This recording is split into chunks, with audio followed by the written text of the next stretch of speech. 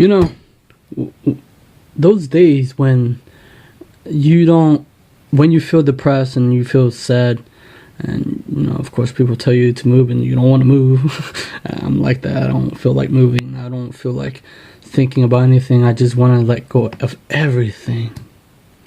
And oftentimes when that happens, when I feel depressed and I don't have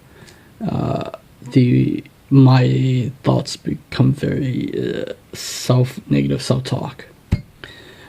But I do have my family to push me up to where I'm at now.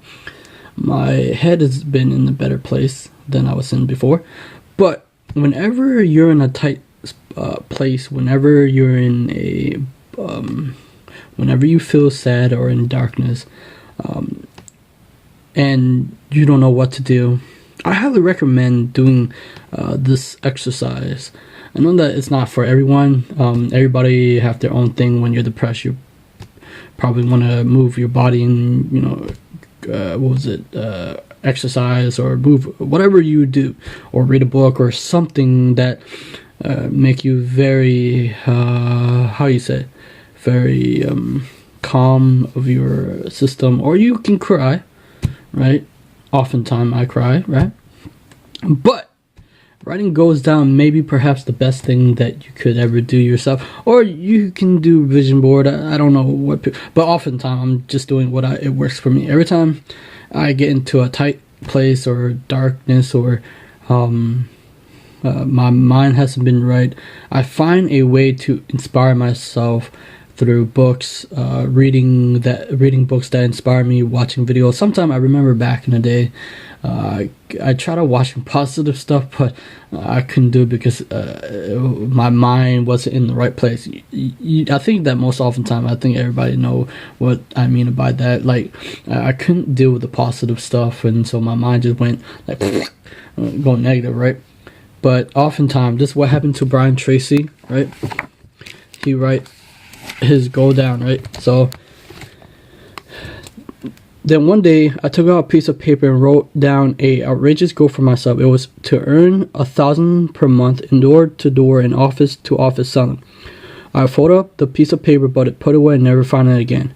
But 30 days later, my entire life has changed. During that time, I discovered a technique for closing sales that tripled my income from that very first day. Meanwhile, the owner of my company sold out to an entrepreneur who had just moved into town.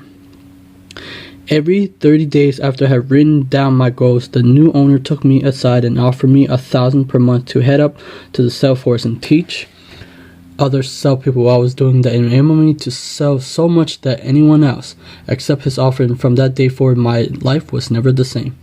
Within in 18 months, I had moved from that job to another and then to another. It went from personal selling, becoming a sales manager with people selling for me. I recorded and built a 95% sales force. I went literally from worrying about my next meal to walking around with a pocket full of $20 bills. I began teaching my salespeople how to write out their goals and how to sell more effectively. In almost no time at all, they increased their incomes as much as tenfold. Today, many of them are millionaires and multimillionaires. It's important to note that since those days in my mid-20s, my life has not been a smooth series of upward steps that include many ups and downs, marked by occasional success and temporary failure. I have traveled, lived, and worked in more than 80 countries, learning French, German, and Spanish along the way, and working in 22 different fields. As a result of inexperience and sometimes sheer stupidity, I spent or lost everything I made and had to start over several times. Whenever this happened, I would begin sitting down with a piece of paper and laying out a new set of goals for myself, using the method that I'll explain in the field page ahead. Now, Brian Tracy helped me, his book, helped me a lot through understanding how to set goals. And in Mike Murphy's book, talk about you should write goals in a place where infinite possibility can happen. The things that you want the most can happen in a place where if you set it, there's a realm for a possibility that it can happen. Now, oftentimes, when we, in the law of attraction space, we want to write for attracting, the things, the mate, or the house, the cars, but we never write down the goals, the skills that we're going to need in our upcoming journey or adventure that we're going to have. I think that too often time we don't talk about setting a goal where to be able to help you along the way. Like if I didn't be able to set goals on, because like for instance, people who want to become an expert on something, they never took the time to read a couple of books on it or watch videos on it. They never took the time to develop that skills set in motion, because I think skills are very important to grow as a person, because that include your repertoire of the tools that you're going to use on your adventure. And yes, I guess there are things that you can do, but you have to come from a place that anything is possible. Like, and it make you feel so good, right? And after you're writing it, I think that you should be able to make a list of goals. You can update them. For me, whenever feel really upset or like depressed, I try to rewrite them again, deeper and deeper into my subconscious. I think about them, but it makes me feel better. But also you need to act of creation of something. Like you need it tangible. Like oftentimes we don't talk about. A lot of people talk about the untangible. Like most often time, let's say, and also I think that you need time for growth, right? John Maxwell talk about you need to put personal growth into it. Like how can you grow yourself, right? And you gotta keep sharpening your axis. That means your knowledge, your skills, so you can provide for your family, provide for whomever you may, whatever, or the service that you're going to give, right? For me, I did this way before. When I was 22, I did this way before I read every book that I can get on, from business to marketing to psychology to quantum physics or whatever. I'm not, like, I know about it, I just read about it, and of course right now I'm trying to get better at teaching it, because I think it's very helpful. I mean, I'm grateful for the interviews and all, do the interviews and stuff, but I wanted to also to teach people what I know and what I think about most of the time, and also come from a place that, it's funny.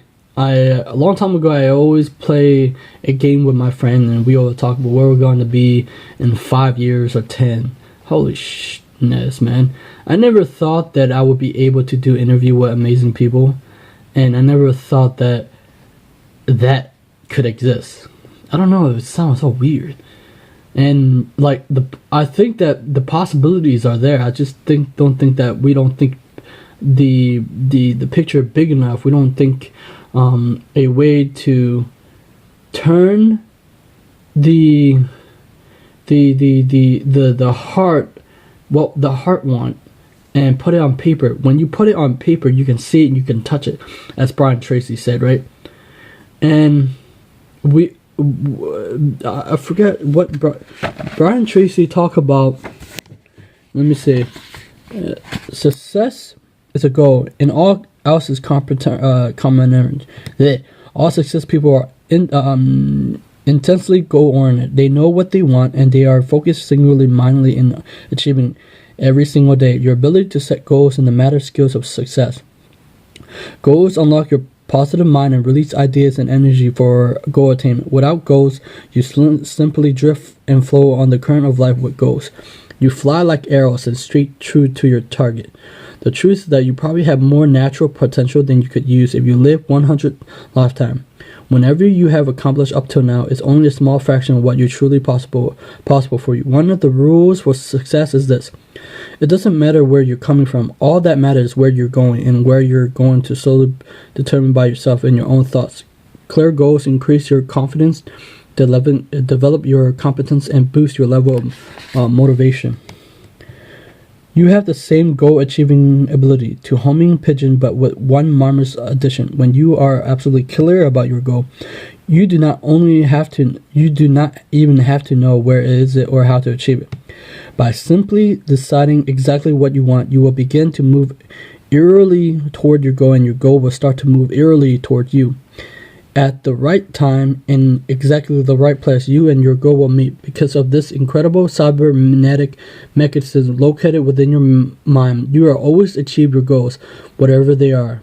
If your goal is to sit home at night and watch TV, you will certainly achieve that. If your goal is to create a wonderful life full of health, happiness, and prosperity, you will achieve that as well. Like computer, your goal-seeking mechanism is non-judgmental. It works automatically and continually bring you what you want, regardless of what you program into it.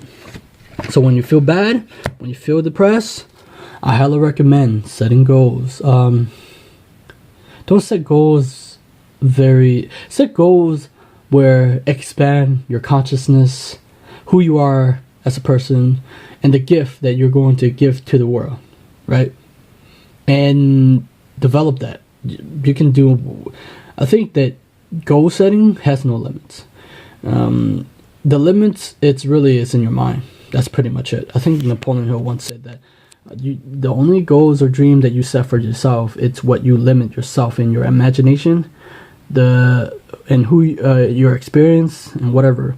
Okay, guys, subscribe to my YouTube channel, and I'll see you guys next time. Bye bye.